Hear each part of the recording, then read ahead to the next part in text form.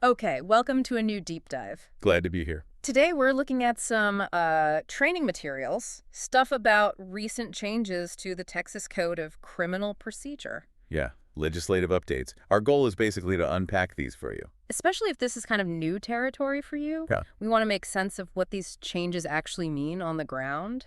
And these materials, they're pretty specific. They really zero in on how law enforcement procedures are shifting because of new laws. Absolutely. And two big things jump out, right? Hmm. First, there's this completely new alert system for missing kids. Right. And second, some really significant updates to cite and release policies. Big implications there. Okay, let's tackle that alert system first. The training material calls it the Athena Alert. That's it. The Athena Alert came out of House Bill 3556. So what's the deal? Why a new alert? Don't we have Amber Alerts? We do, but this fills a specific gap. The training explains it's for those situations where a child is missing, but it doesn't quite hit the strict criteria for an Amber Alert. Meaning, like, maybe it's not a confirmed stranger abduction. Exactly. Maybe that part isn't confirmed, but there's still a real serious concern for the child's safety.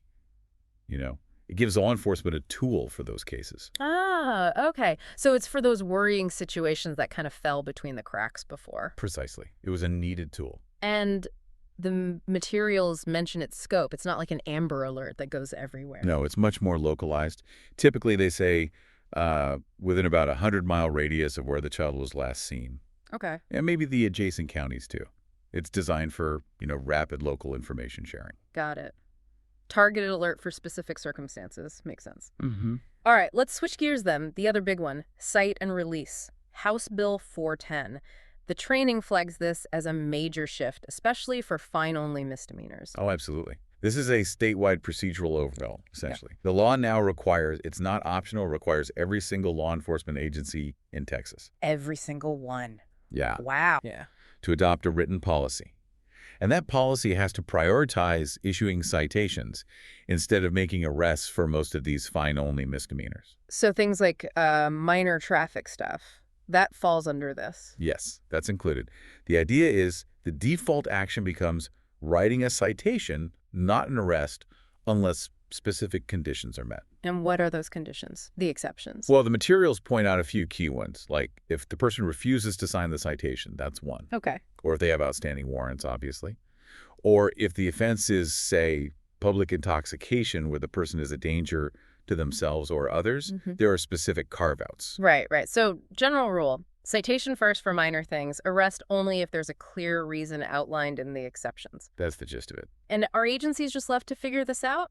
Or is there help? There's support mentioned. Texas Southern University's Thurgood Marshall School of Law, they were tasked with developing a model policy. Okay. So a template to work from. Exactly. To help agencies get their required written policies in place by the deadline, which the material state was March 1st, 2024. So this should be in effect now then. And the big picture goal here, according to the training info. It seems pretty clear. Reduce the number of people being taken into custody for very minor offenses. Conserve resources, maybe? Jail space? Officer time? That seems to be the logic, yeah. Less time spent processing arrests for minor violations, freeing up jail beds, and potentially letting officers focus elsewhere.